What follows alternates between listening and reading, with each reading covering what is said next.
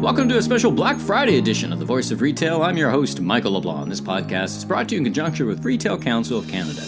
Recorded early November in front of a live audience at the Ted Rogers School of Retail Management at Ryerson University's 12th Annual Retail Week, I'm joined by an esteemed panel of retail experts to discuss about a retail history, the state of the retail nation, and the competing narratives and industry debate around Black Friday, the retail holiday event. According to the 2019 Retail Council of Canada Leger research, sponsored by Chase, 43% of Canadian consumers plan to shop on Black Friday versus 34% on Boxing Day. A revolution in this country where this relatively new holiday, plus Cyber Monday, has risen to the forefront of the retail promotional calendar. On my panel is Marina Strauss, award-winning retail reporter for decades with the Globe and Mail, Patrick Dickinson, veteran retail marketer and brand strategist, most recently with Hudson's Bay, and last but certainly not least, Mark Lee, Director and Associate Professor at the Ted Rogers School of Retail Management, bringing his expertise in consumer perception around pricing and promotions to the discussions. Let's jump right into the fascinating and entertaining discussion with an introduction to the panel by our host, Sean Sidoletsky, Manager of Program Design at the Ted Rogers School of Retail Management. Welcome, everyone. Thank you for joining us at the final event of our 12th Annual Retail Week events here at the Ted Rogers School of Retail Management at Ryerson University. We're pleased to be joined by Michael LeBlanc, who's going to record this edition of the Voice of Retail podcast. And I'd like to, now with that, introduce Michael to introduce our esteemed panel. Well, thanks, Sean, and welcome, everyone. Welcome to the panel, and welcome to all of you. We're going to be recording this for the Voice of Retail podcast, so let's hear it for the live audience. Let's hear a bit of cheering. All right, here we go. All right, so really excited to be here. It's such a fun topic. Trick or treat, Black Friday. We know there's these two narratives, competing narratives around Black Friday, really writ large around promotions and retail. So I couldn't think of a better panel to assemble to talk about that. So why don't we kick it right off? And I'll ask each panel member, we haven't handed out bios, but if you could introduce yourself and a little bit about your background, your personal, professional journey. And Marina, why don't we start with you? Thank you. Hi, Marina Strauss. I'm so used to saying retail reporter at the Globe and Mail, but I retired from the Globe and Mail just very recently. I'm pretty active still, doing writing, doing some mentoring, and some speaking, as you can see. Quick background, went to U of T, Aix-Marseille University in France, and actually did a law course at Western University for journalists. At U of T, spent all my time at the Varsity, was a news editor there, and went to the Gazette, did a lot of things at the Montreal Gazette, then the Globe and Mail. On the news side, I covered City Hall, Ottawa, Montreal, Vancouver, legal affairs, and then moved to the business section.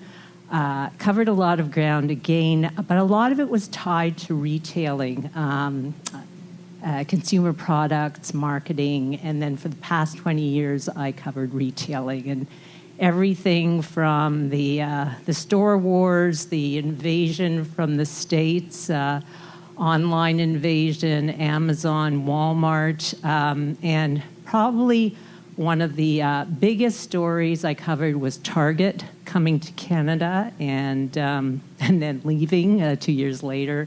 And if you haven't read it, it's a seminal article, Report on Business Magazine. Your article really probably the best single chronicle of that adventure that was published. So congratulations on that. So for anyone listening or in the room, make sure and go look that one up in the archives. It's a really great piece of reporting. And I would say my next investigative piece was Tim Hortons and the battle between the franchisees and the company that took over Tim Hortons. So it's been a great ride.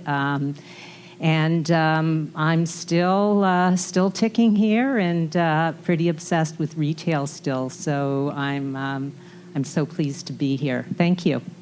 Thank you, Patrick. I'm Patrick Dickinson.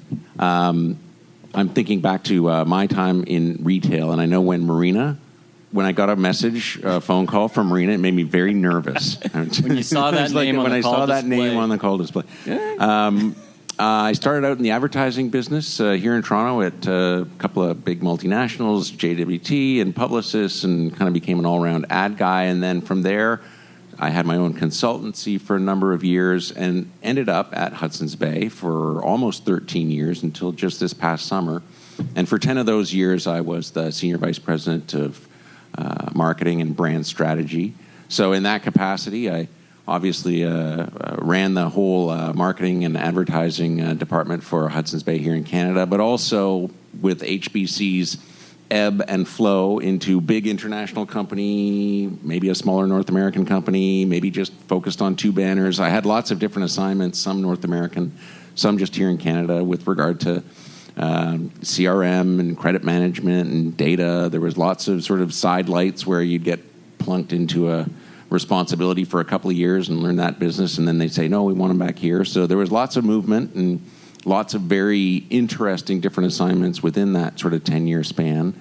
And coincidentally enough, that was really the 10 years where Black Friday went from a very much a thing that we had heard about from the U.S. into the monster that it is today. So certainly that evolution was one to really watch, and it was an interesting story. And for the audience, Patrick and I worked together at HBC, so I didn't talk much about my background, but I've been in retail 25 years, and we intersected for many years at HBC in the late 90s, early 2000s. Yeah, that's right. So we worked on, at that time, the vision came in that it was going to be one HBC, and I was caught in the middle trying to launch a website. At first, it was going to be Zellers.com, TheBay.com, Home Outfitters. Then it became one HBC, and I turned to Patrick and I said, no one shops from Hudson's Bay Company. They shop from these. How are we going to do this? So that was where he and I intersected and continued to. And I remember trying to cover that and couldn't figure out what they were doing.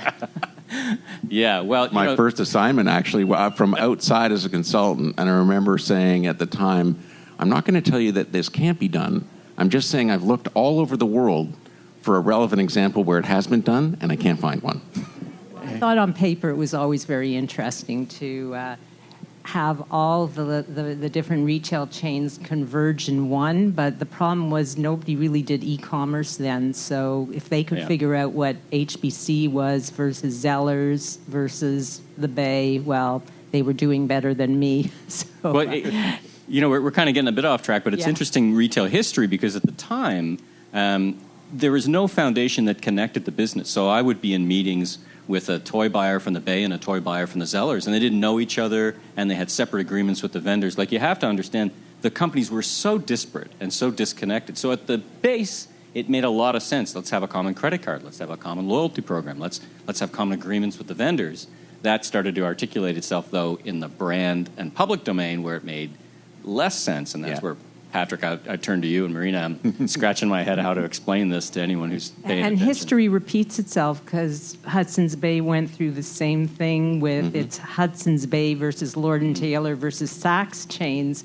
And especially Saks had all its own people wanting nothing to do with Hudson's Bay people, and how do you merge? They're still working on that, work in progress. Okay, and we'll move on. And last comment, it's not unusual for companies when they bring together their companies to figure out, one of the most gnarliest parts is figuring out the cultures, right? And that's not unusual in retail and anywhere else. You bring two cultures together, and there's a lot of other moving parts to figure out, but the cultures can be very different. But enough. I will tie it into Black Friday to say that a couple of years ago, I remember the new CEO of Hudson's Bay, Helena Folks, told me that a couple of years ago, Black Friday was a complete nightmare at Hudson's Bay because they had so many people doing different things, and they just couldn't get that Black Friday operations moving when they needed to, and it was just one of a few setbacks for Hudson's Bay Black Friday that year, a couple of years ago. Sorry. Professor, tell us about yourself. Yes, thank you, Michael. My name's Mark Lee. I'm currently a director and associate professor at the Retail Management School. I've been a professor for about 8 years and studying the consumer behavior discipline. A lot of my teaching has been consumer insights, buyer behavior, more marketing-related courses as well, too, within the context of retail. So very excited to be here today. Well, it's a great way to round off the panel because I think you'll bring that texture and tone of what the consumers are thinking. So, before we run off and talk about what the history and what the retailers are thinking and how it resonates on the industry, it's a great we'll touch base and say, okay, how do consumers perceive all this stuff? And so we get lots of examples. Why don't we kick it off back to you, Marina? You've been covering retail for 20 years, so I couldn't think of someone better to give us a bit of the history of Black Friday, because for those who are paying attention today, it's like, yeah, it's Black Friday, but it was not always the case 10 years ago or longer. Tell us, from your perspective, what a little bit of that background looked like. Well, it started in the United States. It's very much an American phenomenon. There's lots of legends that go back to the 1800s, but I would say to tie it into retail and commercialism, it really started in 1961 in Philadelphia. And it was a phrase that was coined by the police in Philadelphia because the day after the U.S. Thanksgiving, which is when Black Friday hits, the streets were mobbed with crowds, disruptive vehicles everywhere, and it was like a black crowd, and so it became known as Black Friday. I think Rochester picked that up, but fast forward 20 years, in the 80s, that's when the Black Friday, as we know it, really came into being, and it became a commercial term that retailers talked about when their sales went from the red to the black. They went from a loss to that day they made so many sales, they went into the black. And that's reflective of the fact that it's the single biggest shopping day in the United States.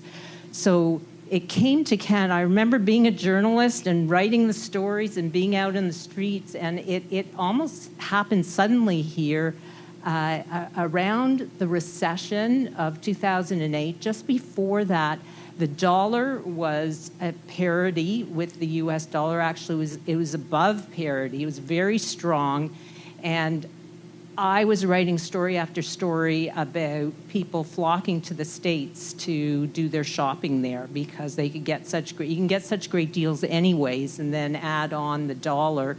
And then Black Friday came, and the Americans were trying to take advantage of Canadians looking for deals, and there was tons of promotions for Black Friday. And the Canadian retailers, and of course many of them were based in the States, all of a sudden realized we have to do this Black Friday. And it happened So it feels like suddenly. it started as a defensive strategy initially, right? Do you Exactly. It was to stop people from going to the States to do their shopping. And all of a sudden, we saw it online even, in the stores, door crashers in the morning. And I would say in a bigger way, 2009, the recession started late 2008, fall 2008. By the fall 2009, Walmart was doing it, Best Buy was doing it, Sears Canada was a big player. It was in desperation mode, having trouble in the recession, and we saw it online, and it's built up ever since. Every year we see more of it, and today it's just part of our shopping events. So I think that's a brief it's a great background. Yeah, and I'll just chime in there because I was at the same time we were looking at it from inside, and I'm sure one of the questions that would be asked, well, why didn't you do it earlier?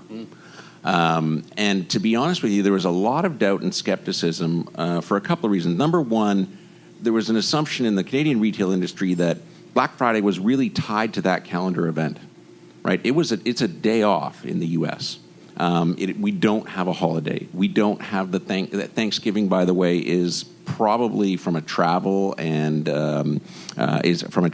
get back to where your family's from. It's a bigger travel day and travel vacation than Christmas is down there. So it is a very large holiday. There's a lot of movement around the States, and then you celebrate Thanksgiving on the Thursday night, and the next day is the holiday. So there was always this assumption that won't work here because we don't have that calendar event. And the calendar event itself is also what you'd call a floater. It's that fourth Thursday in November, it moves. So not having a day that we could tie it to, and it's an American thing, it's tied to Thanksgiving, we didn't think it would work.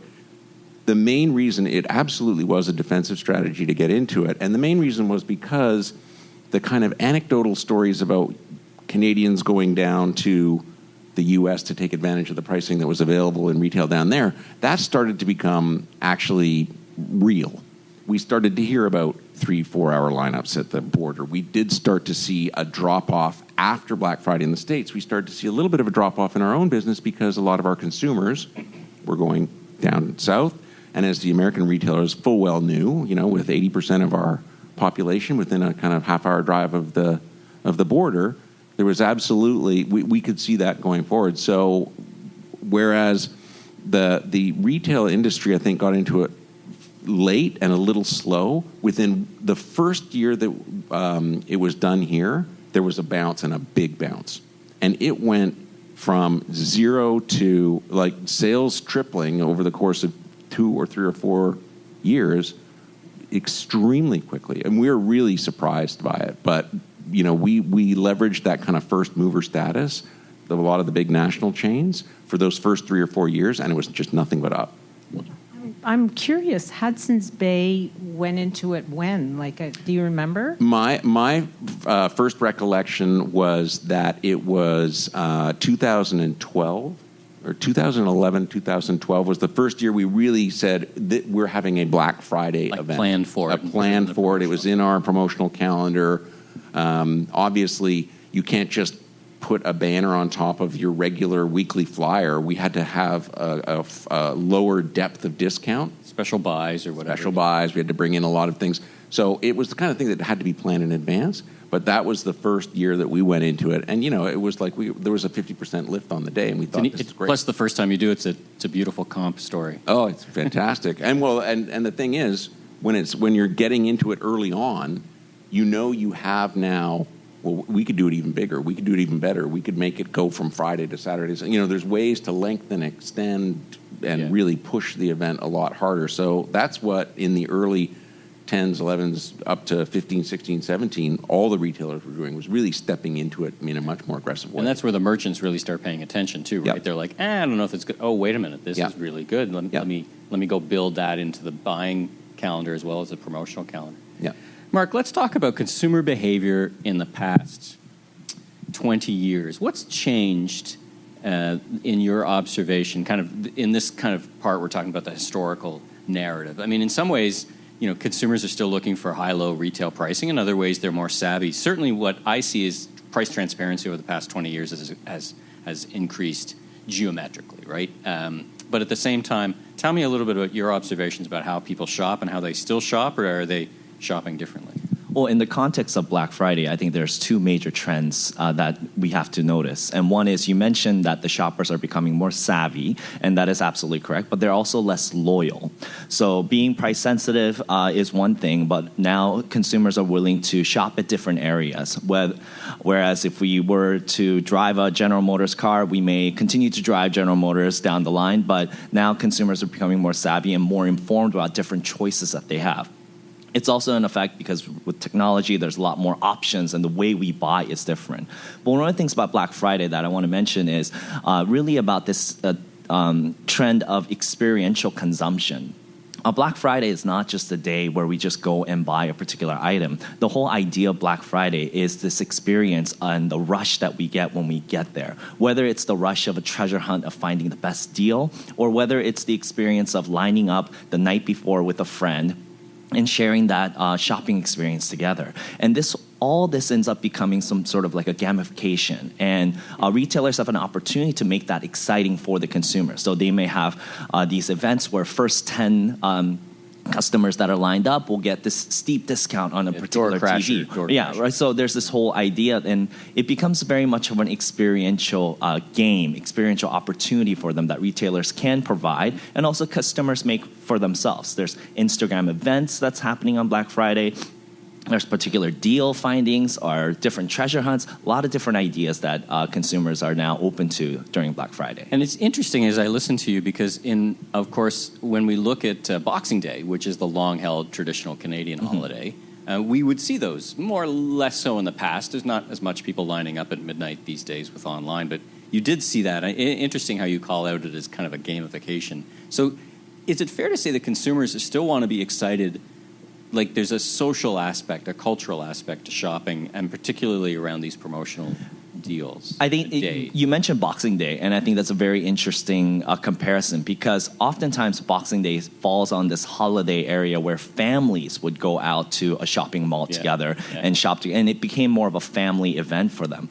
Black Friday, unfortunately, unlike U.S., it's not really a holiday. Some people still work on Black Friday. So the majority. And many people do. So it's not necessarily that they're taking time off. There's no Thanksgiving football game that's happening the day before where the families are really spending time together. So we're seeing a difference in Canada and the U.S., where U.S. it still can be more of a family event, but in Canada perhaps it's more of an opportunity to find the best deals or best or you could potentially go out with friends, but with Cyber Monday becoming a hot trend as well too, it becomes a time where let's go find Christmas gifts or let's go find best deals, best TVs.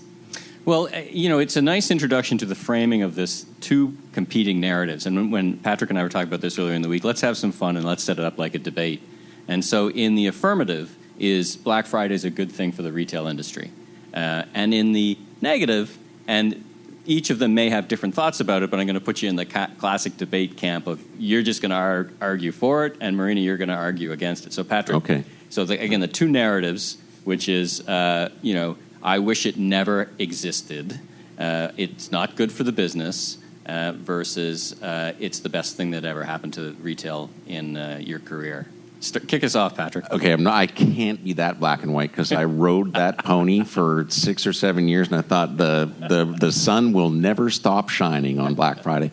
But I would say you actually mentioned the two territories where it started to have a deleterious effect on retail, which was there's two types of consumers that were really pulled in a Canadian sense. So in the U.S., everybody goes shopping and it is family tied and it's more of a cultural event.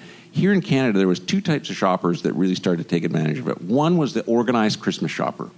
So that was someone who had a $600 or a $700. That when you read that, what's the average price that you're going to spend on Christmas? So it's going to be $600 or $700 or $800. There is a portion of those people who are very organized about it and really want to get all of their list done, and they are sticking to a budget. For that group of people who are also very savvy shoppers and understand the absolute value of a product versus this discount that we would put in front of them, they started to organize all of their shopping and purchasing around that weekend. It wasn't just a fun thing for them. They were going out to complete their Christmas shopping. The second group was the other one that you mentioned, which was those people who knew they were going to buy a higher ticket item, a television, a stereo, a mattress, a piece of furniture, and they would wait. They understood that it was unlikely until Boxing Day for them to see a lower price on a lot of goods. So many of those people also started to plan their purchase around Black Friday or on that weekend. The unfortunate thing that did was those people are now absent from the typical ramp up to the Christmas shop that we used to see. In the old days, it started out slow, and every weekend, every day, it got bigger and bigger and bigger, and finally, a week before Christmas, it went crazy, and then Boxing Day was big. Now there's a bump earlier, and it declines precipitously after that. So, and we also see, for 2 weeks before Black Friday, a bit of a lull. Everybody's sitting on their wallet. So the dips prior to and following Black Friday have become incredibly difficult to navigate for Canadian retailers, and the margin dollars that you generate on Black Friday weekend itself they're tighter because you are an extremely competitive proposition. But give me some things to love about it. So I will. Oh no, say, Marina's going to do Help it. me with my argument. Yeah, I know. Okay, give me some things to love about it. So I remember back in the late '90s when we were just pining away for some kind of thing to get consumers off their wallets in general to shop for holiday. The first snowfall, Yep. The leaves have hit the ground, and there was no demarcation point where consumers woke up and said, "Oh my God, Christmas is not too far off. I better get going." And we were like, those lucky Americans, right? They got this great holiday, and regardless of what happens on the day, it at least kicks off the frenzy. And I think it absolutely served that purpose in its initial incantation, sort of incarnation up here. It did have that effect. I used to describe it as the snowplow, that every single year, and it's just the nature of culture. I think today people are busy, they don't have time, and the sales would get pushed further and further towards Christmas. Right. But they would always come. It's just that it would be a little drier early on, and then the storm would hit closer and closer to Christmas. So, and sometimes it depends on the day of the week, and all these kinds of things. We look at the calendar and obsess about it. So it did provide that in its initial days. Now it has become kind of a roadblock to that. The snowplow still comes, but there's less overall. A guy I worked with for many years in retail used to say, we can promote all we want, but we can't make people's wallets bigger. They have a certain amount to spend, and when they spend it, it's gone. Yeah, is it also the case, though, and Mark, I'm going to ping this one off you and bring you into this, that consumers love a promotional event? I mean, having been working it for many years at Hudson's Bay, Bay Days exist for a reason, right? They drive a bit of excitement.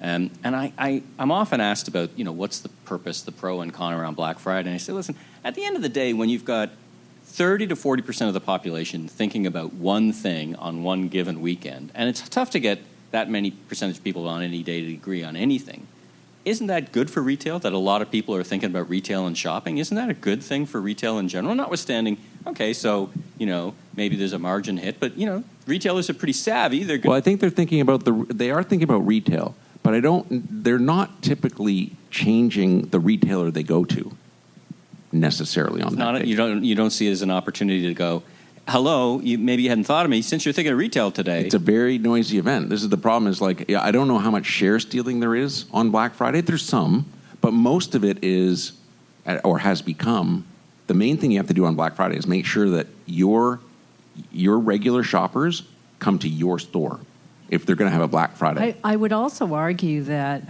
Black Friday... Wait, are you arguing on the affirmative? Oh, sorry. I'm not ready yet. Okay. No, go ahead.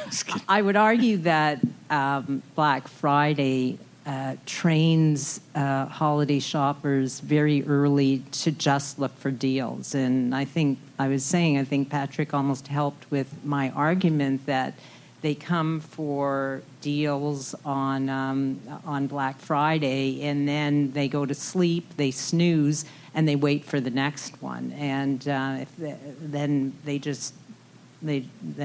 Christmas comes, or they have to do it. Another argument I have against Black Friday is that you lose credibility as a retailer with these sales because they're not the best sales of the year generally in Canada. You get some door crashers in the morning. You get in the States they fight over it, so you get those TV clips which might even stop some people from wanting to come to these sales. But generally, there's not great sales. There's not great deals through the day, through the weekend, and it's not that exciting to come to some of these sales. Sometimes I've seen better sales a week or two later, even a week or two before.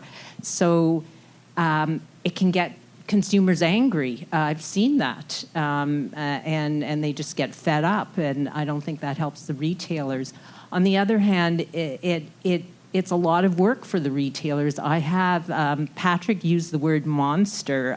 I've literally heard retailers say to me it's become a monster for them. They do have to do this extra work of bringing in extra inventory. You never want excess inventory, so you want it to be sold. Some of that is sold at a risky time of year as well. You're only 4 or 5 weeks out, so you could potentially, what you don't sell on Black Friday, you may be stuck with clearing come December 26th. But that's a Boxing Day. At even lower margins.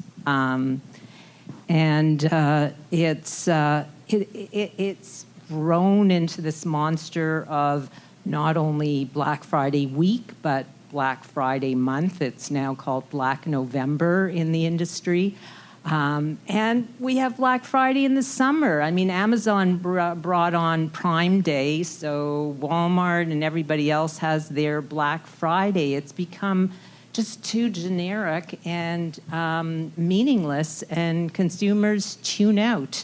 And that's another danger. It doesn't even necessarily bring in the retailers. And the other point is that everything is moving online, and that's the danger zone. I mean, you're dealing with online sales, and consumers want free shipping, and they want shipping next day. And then there's Amazon, which is doing everything. It just brought in with Prime next day deliveries in the States. Everything eventually comes to Canada. It puts huge pressure on the retailers, and bottom line, you look at the numbers.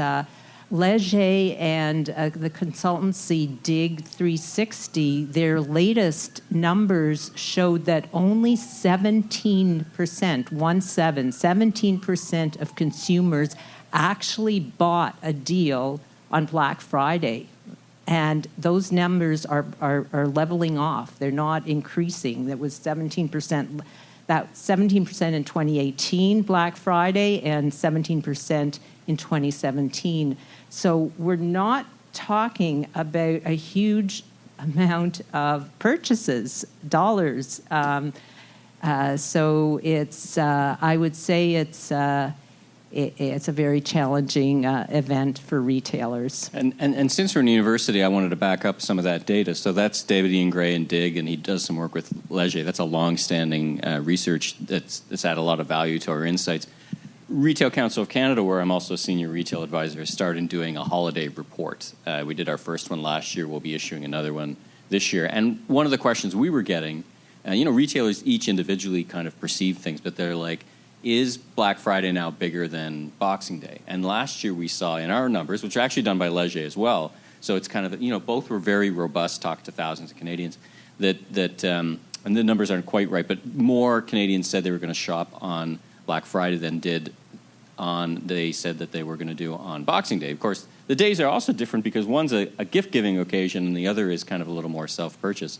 Mark, over to you. Let's talk about the essence of these promotions. At what point, sorry, Marina. I just wanted to say that there was some conflicting data and research on Boxing Day versus Black Friday. And last year, there was some data from David Gray and his Dig 360 that did show that still more people plan to shop Boxing Day, slightly more than Black Friday, and I would still argue Boxing Day is really the sales that retailers need and want. They're strategic and tactical, as they say in retail jargon, and they still really serve a purpose.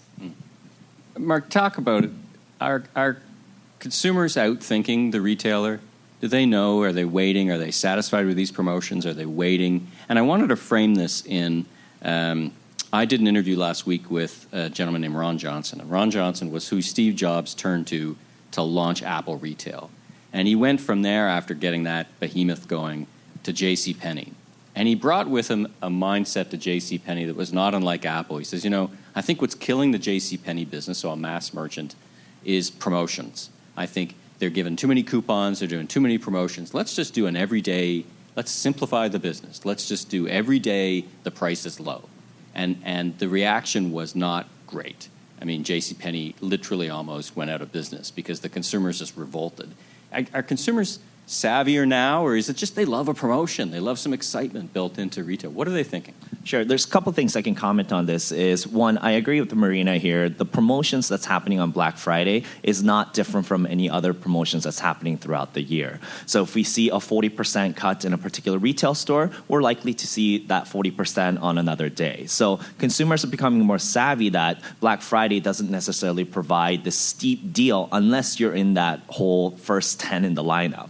So already consumers are sort of getting used to this promotion that's happening, and they're becoming desensitized towards it. But if you look at the consumer trends and the patterns, one of the things that consumers are wanting from promotion is not just this blanket 40% off, but they're looking for more customization opportunity, personalization opportunity, this individualized attention that they want so that they feel that they're getting a promotion targeted to them. So we know that with mobile apps and with different types of web tracking and analytics, online companies are able to do this, but it's very difficult to do that in a day where there's a retail store and mass amounts of consumers are coming in. So I find Black Friday, at least in a brick and mortar setting, to be a challenge because these customization opportunities and personalization opportunities are very limited, and yet we would have to stick with the blanket 50%, 40% off, yet consumers are becoming more desensitized towards those promotions.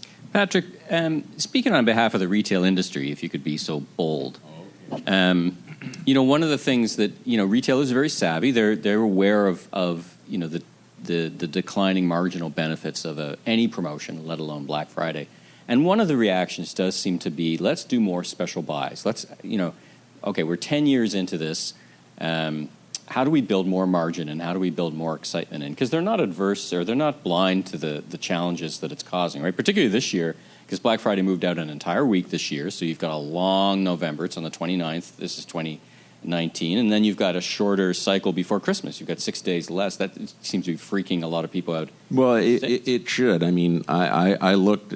We were looking at this year on the calendar for 2 years and realizing there is a hole in the calendar worth tens of millions of dollars, and it is literally because now, good side, yes, Black Friday kicks off the selling season. Bad news, it kicks it off a week too late. Right. So you're dealing with smaller weeks, smaller weekends, smaller days worth of sales following Black Friday. So you're going to see a lot of very interesting and creative stuff. My guess is Black Friday, to Marina's point, will just launch earlier and last longer. But it's interesting that you become a red November, right? Well, the thing is, the thing about the industry, the retail industry, is it's not a homogenous block of people who all get together and think, let's figure out how to milk this Black Friday thing. Really, and also retail, I wouldn't say, yes, they're all savvy individually, but it's not the most enlightened group. And I think what happened was that Black Friday did become a very strong horse, a very strong promotional horse. It's probably the only one where you could kind of wave a flag and say Black Friday, and at least the first thought of a consumer is, then it's going to be a good price. I think they're getting wise to it now.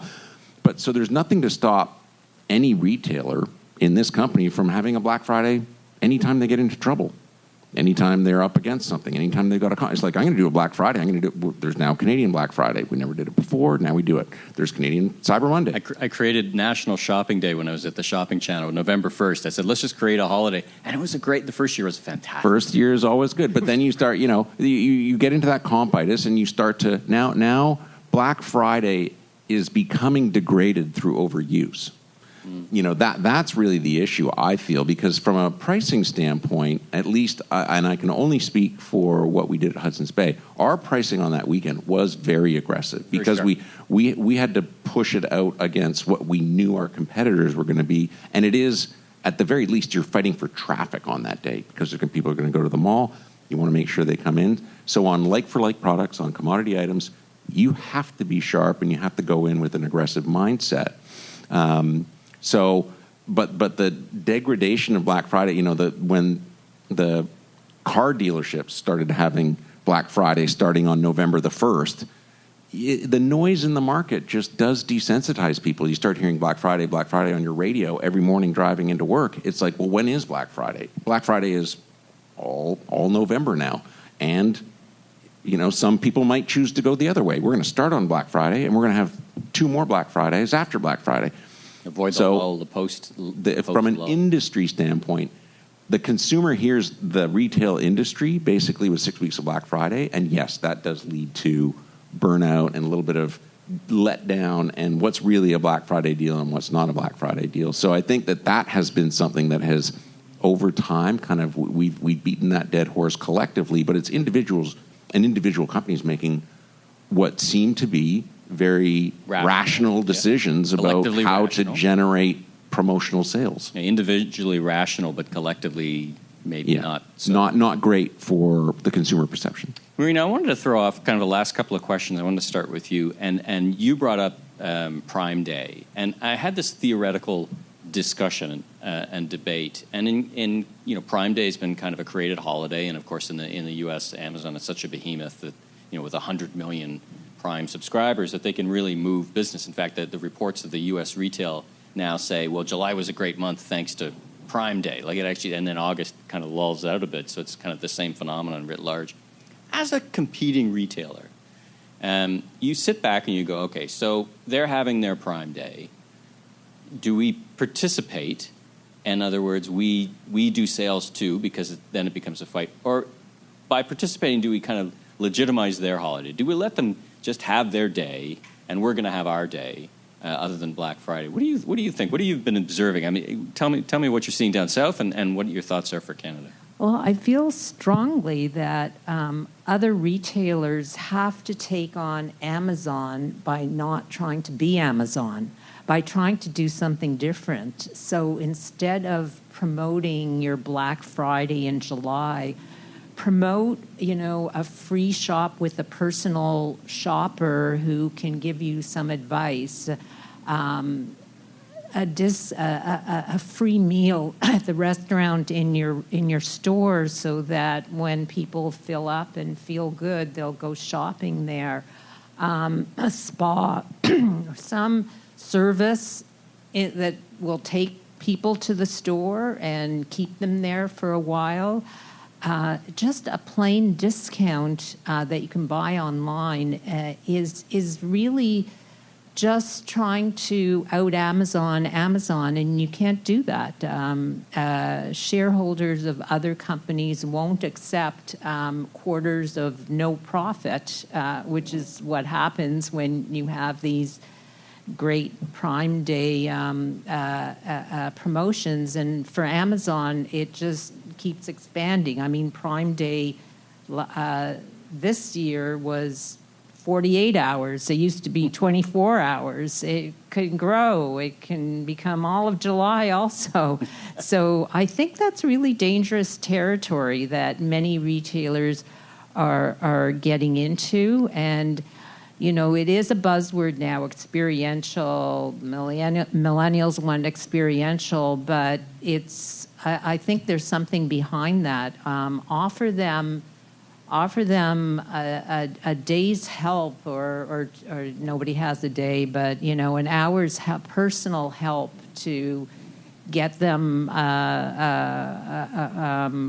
workplace wardrobe or something practical. I don't think it can just be a race to the bottom.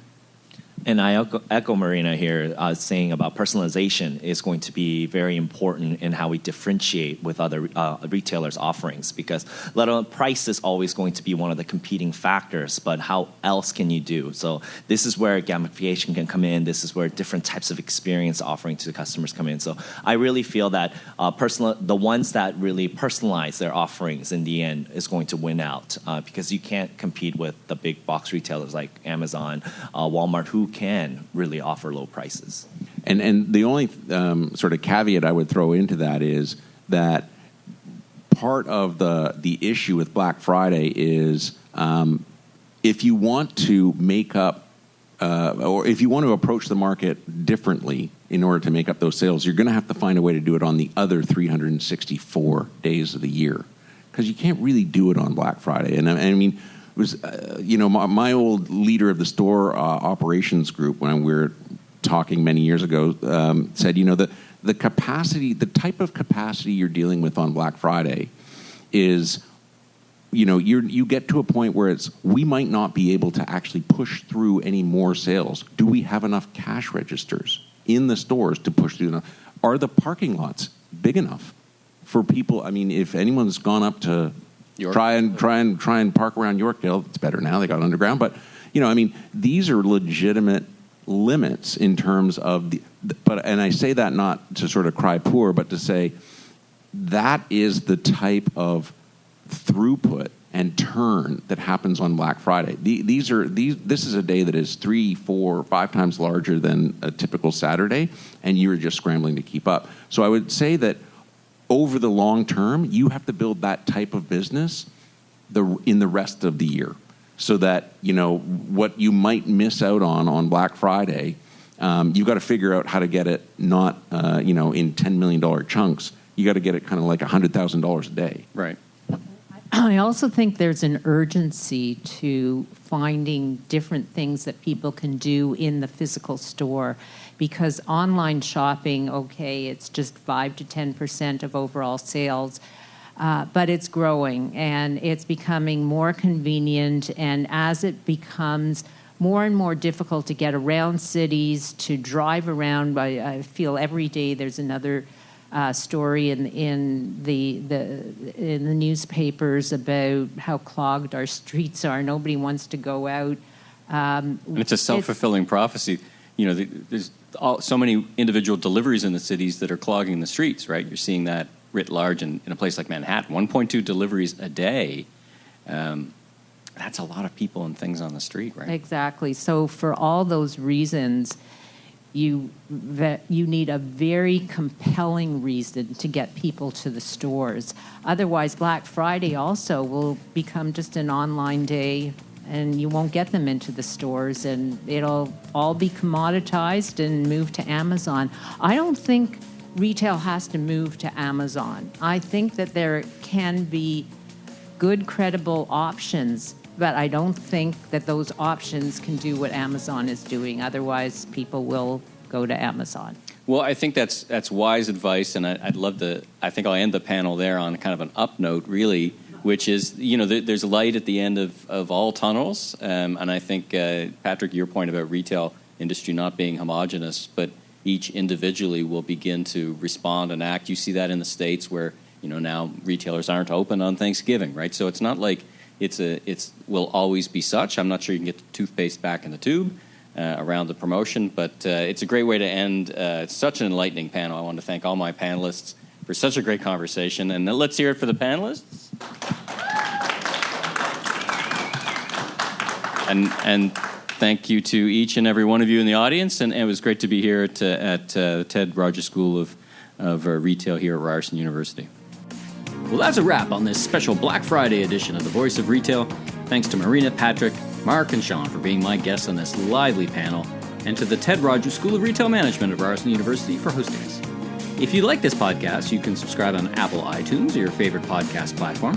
Please rate and review, and be sure and recommend to a friend or colleague in the retail industry.